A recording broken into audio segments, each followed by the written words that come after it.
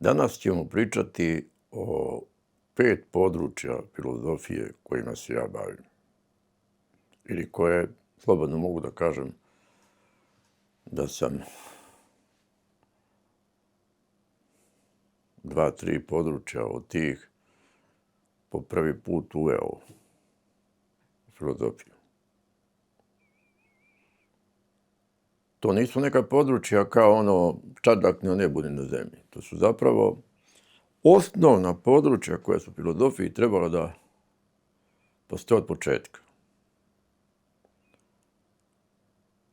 Filozofija se vratilo na kraju, da je skrajnuta, zato što je ta osnovna područja trebala da utemelji na početku.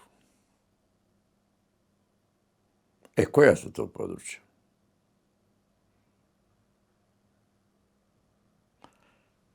Metafizika ličnosti, ili zašto kažem metafizika, to ćete vidjeti posle, a ne filozofija. Metafizika jezika, metafizika polnosti roda, metafizika mirisa i ukusa i mikro-makrokosmologija. Po nekoj autentičnoj filozofiji, posmatranoj od početka, može se reći da je samo ova 5. oblast mikro-makrokosmologije bila utemeljena još u staroj grčkoj filozofiji kod prvih filozofa presokratovaca. A o ličnosti se zapravo nikad nije govorilo u nekom suštinskom smislu. Govorilo je se o duši, a u ličnosti se više pričalo u nekom psihološkom, sociološkom smislu, pravnom. Onda se nije govorilo o metafizici jezika, nego se govorilo o metafizici pojma, podrazumevajući neko opšte ja, pretpostavimo, pogotovo ono ja mislim. Ja ne mora da misli samo, može da radi bilo šta drugo. To je samo jedan od određenja ličnosti. I ni u kom smislu se ne može to, pretpostavimo ja mislim, uzimati za suštinu. To je nešto naglašavalo svest, samosvest o sebi, da shvataš sebe i u tom smislu to ima neku pozitivnost. Ali čuvena ona rečenica, mislim, dakle, postoji. I kad ga pitaš a u čemu mislim, a on kaže, mislim kako idem, kako šetam, u smislu spremam ručak, radim nešto i uopšte. A postavka te dekartovske priče je bila da ti u sve možda sumnjaš. Kao to, da li ti spremaš ručak, da li je to jelo, da li je bilo šta, ali ne možda sumnjaš da ti koji misliš postojiš. A kad ga pitaš šta to misliš ili u čemu misliš, tu nema odgovora. Ako je sadržaj te misli nešto površno, što sad postoji, sad ne postoji, onda iz tog utemeljenja ti ne možeš da imaš samoizvesnost sopstvenog postojanja. A ako to postaviš kao pitanje dalje, koju ti imaš samoizvesnost postojanja? Svog vlastitog postojanja, tebe konkretne ličnosti, uopšte postojanja čoveka ili postojanja sveta, to uopšte to nije definisano. Smatra se da ti prvo treba da imaš svest o nekom svetu, o nečemu tu, pa posle i o sebi. A ti da nemaš svest o sebi, ti ne imao ni svest o bilo čemu drugom. Pa se onda produbljuje taj dokaz o samoizvesnosti sopstvenog postojanja, da je to samo svest o sebi, ili Kant kaže direktno svest o sopstvenom postojanju, koja nema nikakav sadržaj. A upravo je Descartes zamerao da taj kogito nema nikakvog smisla, pošto nema nikakav sadržaj. Suština u tome jeste baš u toj ličnosti. Da ličnost nije nešto što je opšte, nego konkretna ličnost, sa imenom, prezimenom. I ta svijest o sebi nije svijest o nekom opštem čoveku, nego svijest o sebi, konkretnom i pojedinačnom ja. Što sam ja u svojoj nekoj filozofiji nazvao jedna ista vlastitost, bez obzira na promjene u sebi i oko sebe, to voljno ja, pred tog logičkog ja, zapravo drži strukturu i logičkog, i čulnog, i bilo kojeg drugog sklopa. Iako je to on posmatrao iz nekog praktičnog uma, tek to voljno ja, i govorio da je to suštinsko ja, praosnova te priče jeste da se prvostepeni okreti ne izvršava u saznajnoj sferi, nego upravo u voljnoj sferi. Da pre čiste volje, da pre čistog razuma, pre čistog uma, čistog opažaja postoji čista volja. Da bez čiste volje ti ne možeš utemeljiš ni čisti opažaj, ni čisti razum. Da ne pripada volja razumu, nego razum pripada toj volji. Ali kojoj volji? Čist razum čistoj volji. Znači, svijest o jednom pojedinačnom ja, kao jedna ista vlastitost, tek utemeljuje i ono najosnovnije 2 = 2 = 4. Da ti nisi jedna ista ličnost. Bez obzira na promjene, izvan sebe i u sebi, imaš svijest o sebi kao jedna ista ličnost. Ti nikada ne bi znao da je 2 = 2 = 4 i da je 1 = 1. Znači, sve kontra je postavljeno u filozofiji. Sve, od početka. Znači, ta metafizika ličnosti, to nije dovoljno čak i aspekt opštosti duše, pa se posle uči promjeni duša, reinkarnacija, večnost, nego se radi o konkretnosti jedne ličnosti, u njenoj neponovljivosti, za religioznog čoveka neponovljivosti pred Bogom, baš taj koji si takav, kakav si, što si baš takav. Zašto bi baš kao takav postojao? I u tom smislu je to konkretno, lično, voljno ja, prvostepeno ja. Što bi se uopšte zvalo ja da nije voljno ja? Veća je tajna onog ja, nego ono mislim. Iz tog ja ide i mislim i osjećam i spavam i bilo šta drugo, želim. Znači, ta sinteza tog opštog upravo ide iz tog najkonkretnijeg pojedinačnog ja. I da svakog opšte nauke imaju neki konkretni naučnici. Ima neka sinteza, najosnovnija ili praosnovna, koja povezuje sve te pojmove u sudove, u zaključke i tako dalje. Ili opažaju pojmove čak. Znači, ta celina tog pojedinačnog, konkretnog povezuje oči, uši, sve osjećaje, misli, i ona je najveća tajna, ona je zapravo metafizika iza ovog fizičkog lika. Iza ove fizičke ličnosti, duševne, konkretne, sa imenom i prezimom, što bi ja zvao duhovno ja, ili najnematerijalnije iz čela, duhovna ličnost, duhovno ja, koje ima tu, da kažemo, čistu volju, do koje se nekada i teško dolazi, ali ona kao prava osnova drži tu celinu. Čak i da nije čista volja, kao volja. Znači nije to ona Schopenhauerova slepa volja, nego to je hiper svesna volja. I ta loša volja i nečista volja je nadsvesna. Znači ona laže na hipersvesnom nivou. Lukavi ili odlaže ili vrši neke kalkulacije. Znači postoji ta nadsvesna osnova tog duhovnog ja, koja nije nužno čista, ali postoji kao meta iza fizike, fizičkog lika, duševnog, ta neka, da kažemo, duhovna ličnost. I to je cela filozofija preskočila i odmah išla u taj pojam. Jer iza tog pojedinačnog, konkretnog vlastitog ja, te jedne iste vlastitosti kao najviše tajne, do koje nije lako doći u karakternoj celini čiste misli, reči, odluke i dela, traži upravo tu pravosnovu čiste volje, da bi se ta misao, reč, odluka i delo sastavili u jednu ličnost. Mnogo pre nego ono pravosnovno ja mislim koje bi sastavilo predstave u pojmove u sudove, zaključke. Ovo je ono iz suštinskog tog praktičnog uma, taj suštinski okret, koji nije vezan samo za pojavno znanje, nego je vezan za celokupan život. Možete imati idealan, najbolji automobil, mašinu, ako njime upravlja neka nečista volja ili konkretan čovjek ili dat mu je program neki takav koji nije dobar, bit će katastrofa.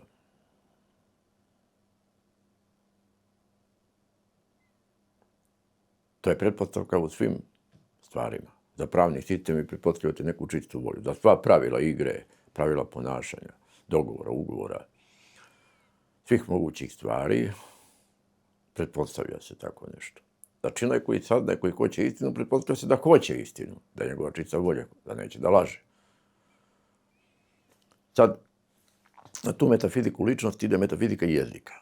Ne metafizika pojma, nego živog jezika, koji je mnogo širi i dublji od te metafizike pojma, iako je filozofija sve vreme, mnoge filozofije pokušavale da pokažu da u tim spekulativnim dubokim pojmovima ima mnogo više nego u tom običnom jeziku. A ko je rekao da je to običan jezik? To je i običan i neobičan. On ima i metafore, asocijacije, ide do sve te reči.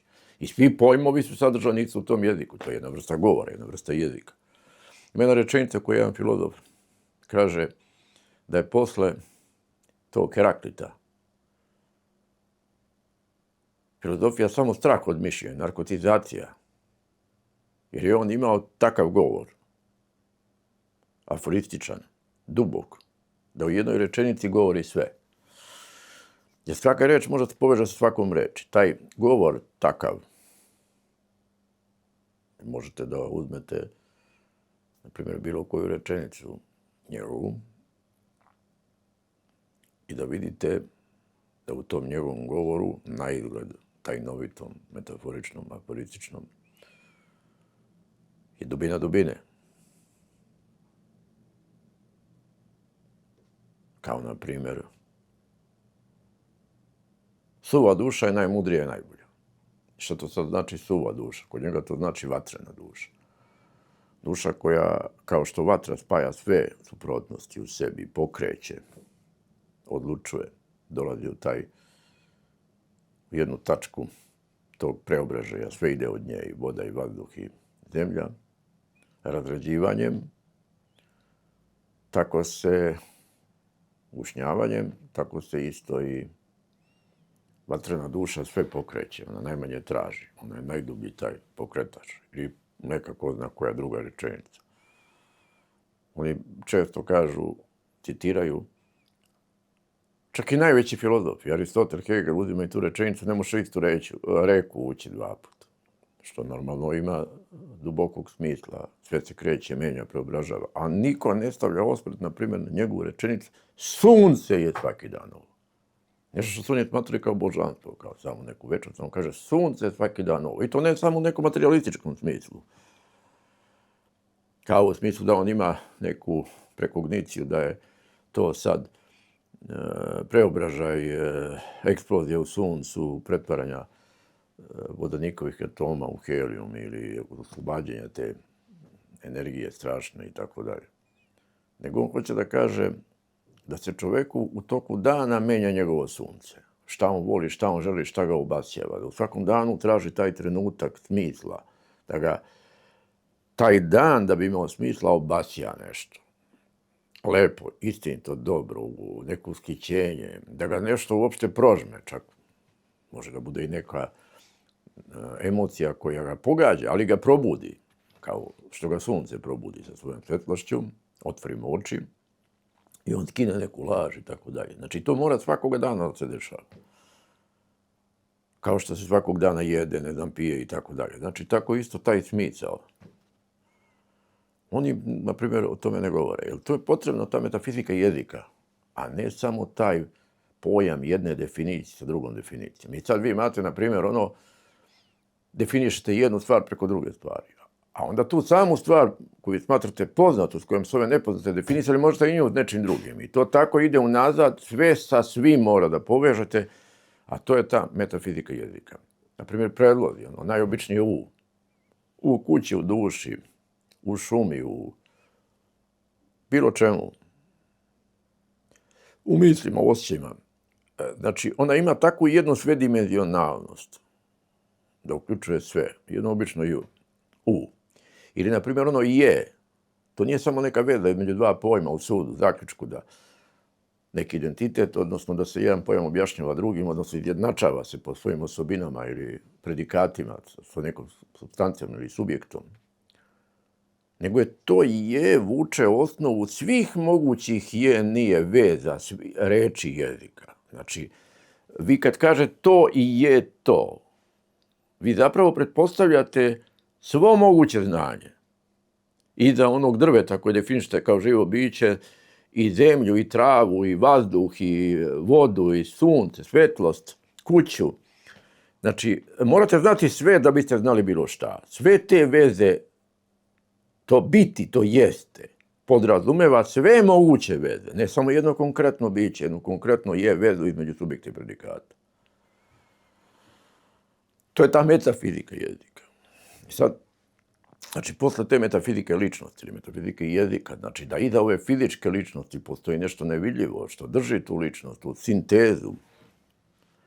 Ne nastavlja se ono opšte ja, nego konkretna ličnost sa imenom i prezimom, sa tajnom imena imenovanja. Jer pre svake reči vi imate imenovanje. Sve reči su neka imena. Možete vi zovete pridjevi, glagoli i tako dalje, ali vi imenujete jednu radnju ili imenujete jedan prostorno-vremenski odnos. U svakom slučaju to su neka imenovanja. Kako vi uopšte dolazite dotle da nešto imenujete? A ne samo kako imenujete vlastito ime kako imate. Kako se to na jedno vlastito ime dok čovjek ne zna ili dete ne zna da govori okrene stotine, hiljade, milijardi ćelija. Tajna imena i tajna lica. To su neke od najvećih tajni. Pre nego što čovjek bilo šta zna po nekom znanju, on ima poznanje po licu i poznanje po imenu. Da on ne poznaje samog sebe po imenu, po licu, ili drugog čovjeka isto tako, on ne bi znao ništa. Znači, to poznanje po imenu i licu je pre svakoga imenovanja i pre svakoga znanja. Zato se, na primjer, i kaže u molitvi prvo da se sveti ime tvoje.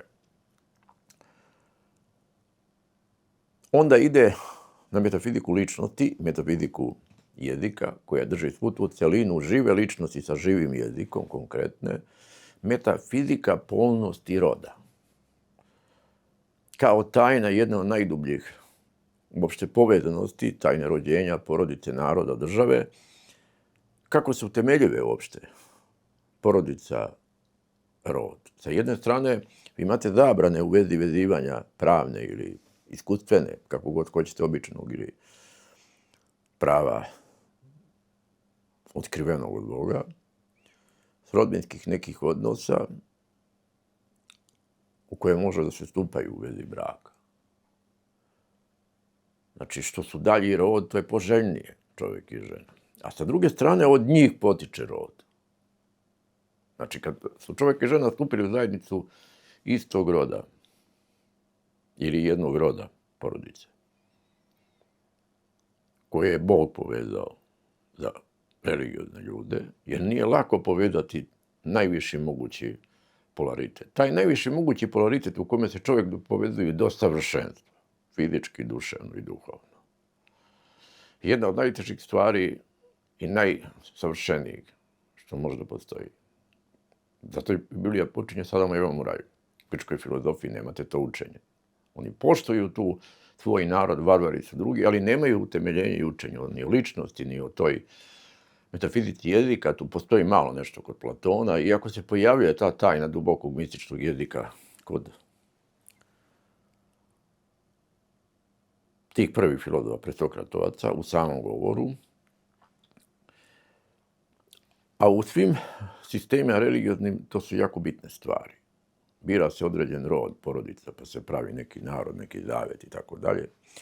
Ali u krajnjem slučaju ovdje se hoće reći da je to nešto kao sve čovečanstvo. Ima jedna rečenica, kaže, posveti se nekršten čovjek ženom krštenom, apostol Pavle, i obratno. Nekrštena žena čovjekom krštenim, jer bi njihova djeca inače bila nečista, ovako su sveta. To znači da ukrštanje to, najdublje, do nekog savršenstva.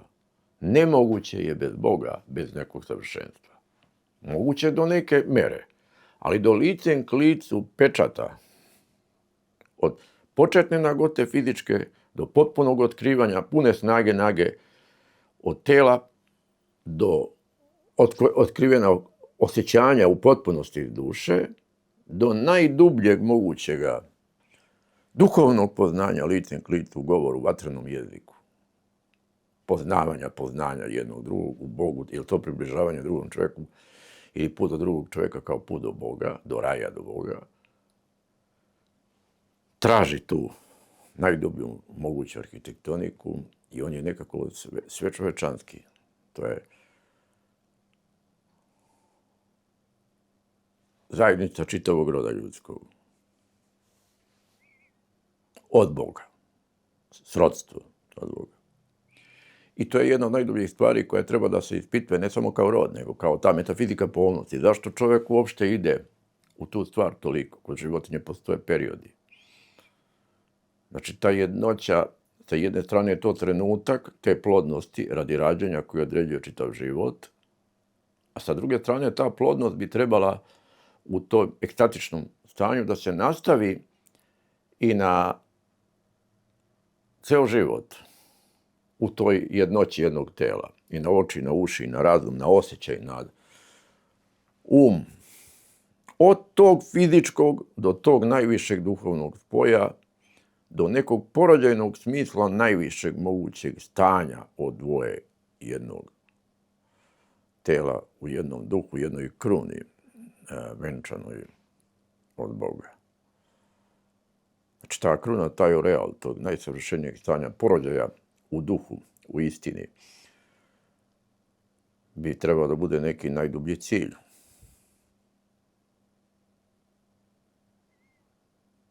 Kojom bi se sastavila ta jedna moć rađenja, preporađenja iz misli, iz duha tih ideja najviših i sa jedne fizičke strane te plodnosti rađenja u potpunosti jednu, fizičku, duševnu i duhovnu.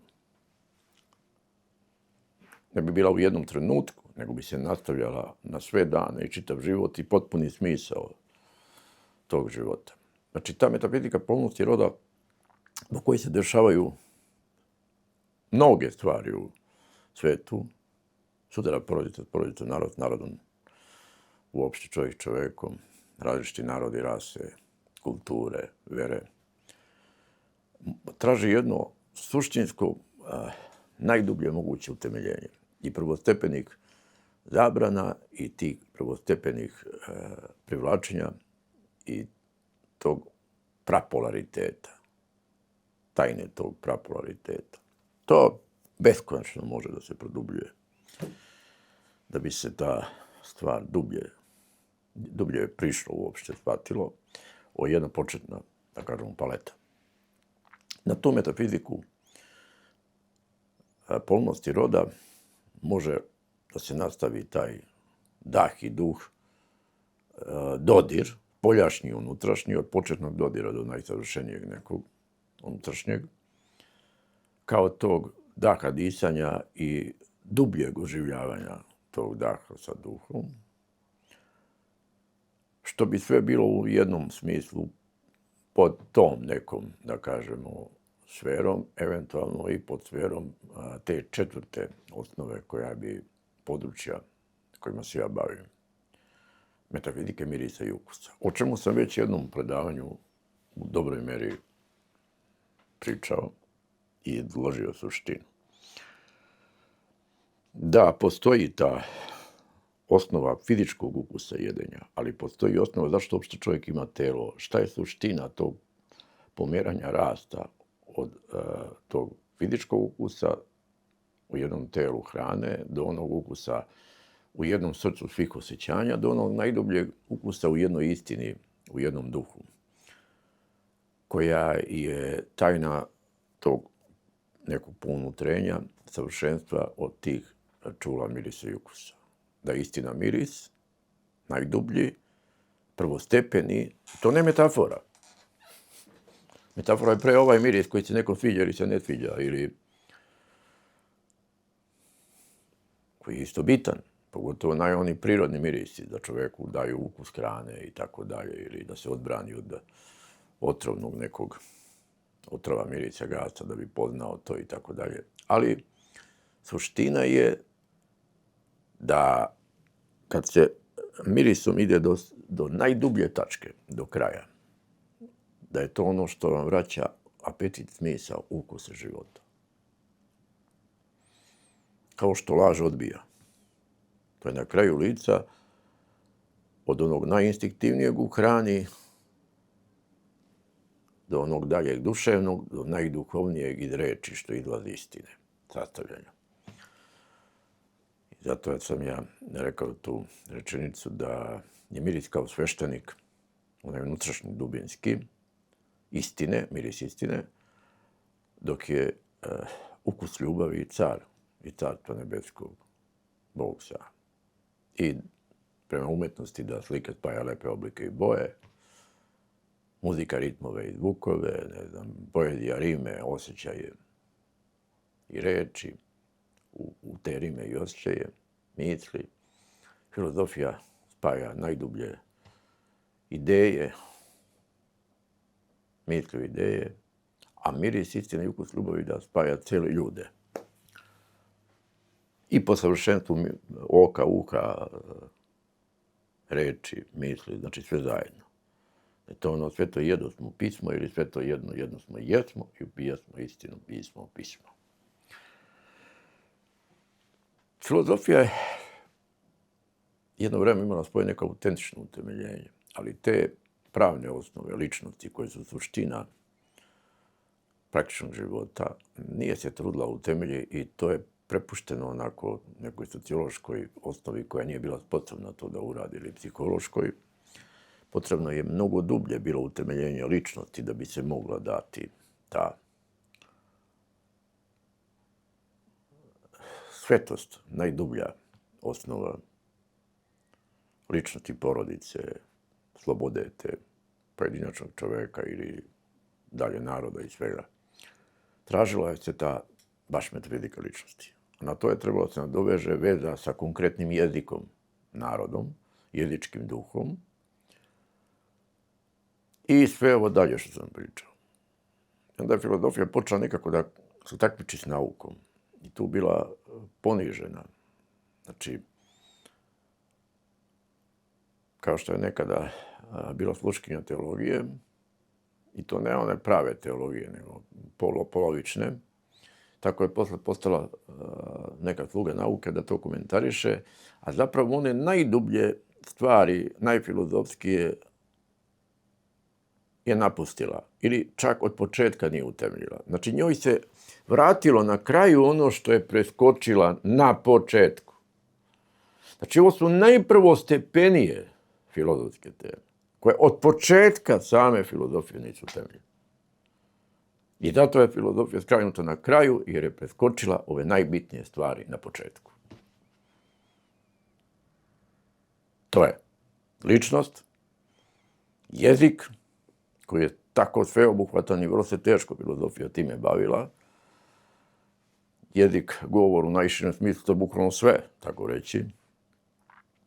Pa onda to polnost, rod, miris, ukus, veza ovostranog i jednostranog kroz telo, hranu, od tela do duha i tako dalje.